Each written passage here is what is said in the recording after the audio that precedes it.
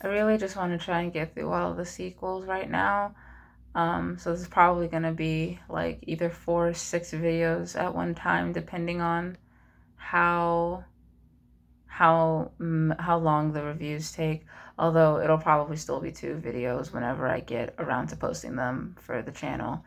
Um, yeah. So the next one is called Beautiful Savage, and if you'll remember, the last book was called Royal Savage. This one is about his brother.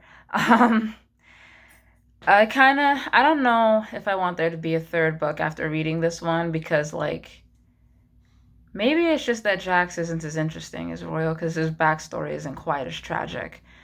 So it's a book that follows Jax and a girl named Alexandra. He calls her Lex. So Alexandra is kind of bad news, which for this series says a lot. She does drugs and she's got a friend with benefits named James, and he wants to have more like a relationship, but she doesn't want to do that.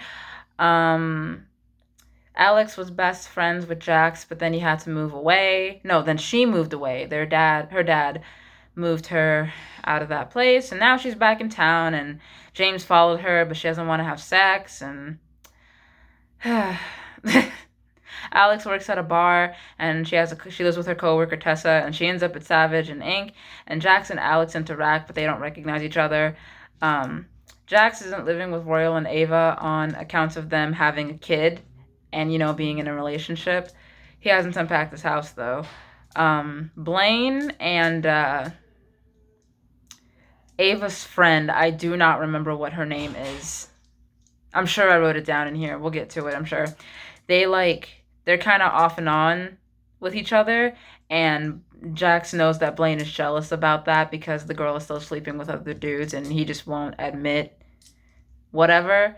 And I'm hoping that there'll be a third book about Blaine so we can find out his deal because all of them are tragic. So, um, I guess what I like most about this series is that it seems like none of the girls in this series are setting out to fix people. They just accept them as they are because, how are you going to fix somebody's tragic backstory? Like, you can't go through what, like, Royal and Jax have gone through and not have some baggage. Anyway, at 13, Jax often protected Alex from her abusive dad, and they loved each other like a lot. Um, so Alex is numb at home, and and James texts her, but she says no, and she goes to Savage and Inc. and flirts with Blaine, which angers Jax, and it's all for a little bit of distraction.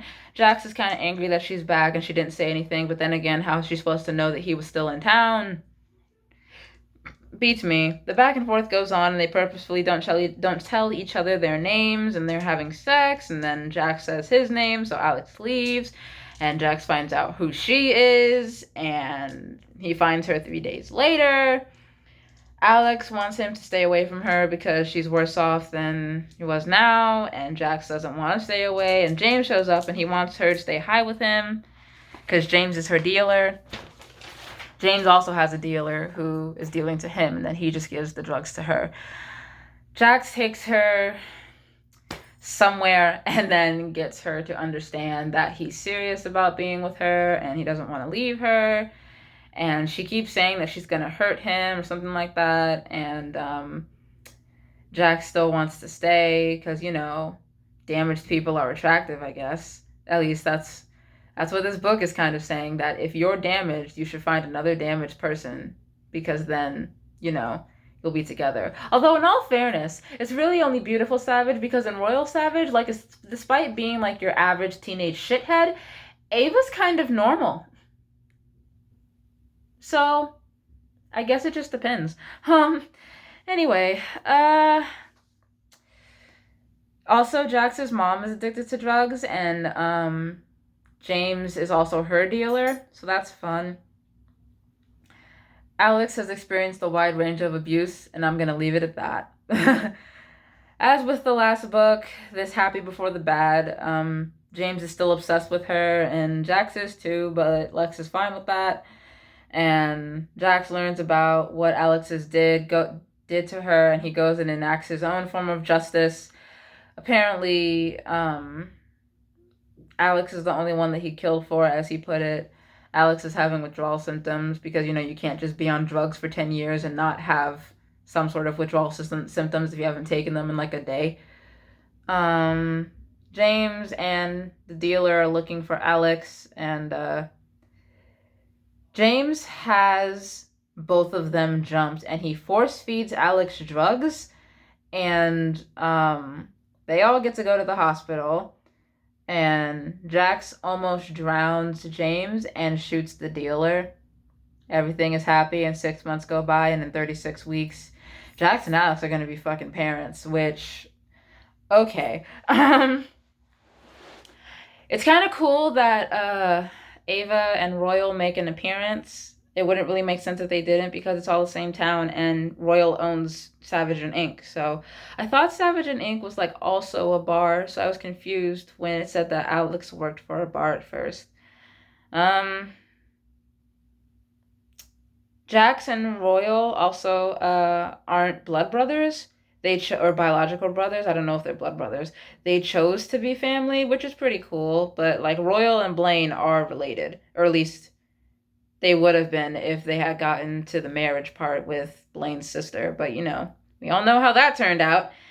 And the writer is a good writer because Royal was an angry fireball, and he's still an angry fireball. Jax is slightly less angry tiger. The potential to be deadly, just less anger. The writer's use of gravity and abuse also doesn't feel exploitative. Like, it doesn't feel like it happened just to happen because it could happen. It feels like, it's actually affecting the characters and it's not their entire personality. Because when your entire personality is just trauma, it makes for a lackluster character. Unless the character is like working through the trauma, then I guess it would kind of make sense because they're trying to find their personality again. But when your entire personality is just trauma, now with all of that out of the way, number one, Savage mode, as you can see, is kind of annoying. Like, what even is that? It's cringy, and the roll credits in this book is just as cringy as it was in the last book. Like, what? Number two, no one in this book is a good person. Like, again, like, I get that. I guess Alex kind of is because, like, she just has all of this crap happen to her. But, like, I don't know. No one feels like a good person. And, like, the antagonists have just done worse things than the protagonists. Jax straight up murders somebody in this book. Even Royal didn't go that far. Like, I get that they have a cop friend, but like, how is that supposed to get you off of murder? Like, what? 3. The relationship really isn't the healthiest. Again, James and Jax are obsessed with Alex, and Jax is slightly less obsessed and not abusive, so he's allowed to like be obsessed with her because he's not abusive, so it's fine. Obsession is totally okay, I guess. Like, I mean, I don't know what the right word is for it, but like, you do not want to be obsessed with your significant other to the point where it kind of seems like if y'all have a kid, that kid's gonna be fucked up no matter what. It just doesn't feel like the best relationship. That's all.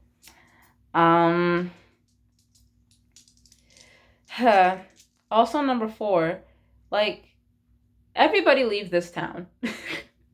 Just everyone move right now. The cops are crooked. Abusers are quite literally everywhere. Everyone just leave this place together. Or better yet, all go to different places and only see each other during the holidays. Because I swear to God, this place is awful. Clearly. Everyone leave. Like, there are other places where you can set up a tattoo parlor. There are other places where y'all can raise your children. Everyone leave town right now for your own safety and for that of your children. This book is actually under cover of Wicca. Everyone leave town, I swear to God. Man,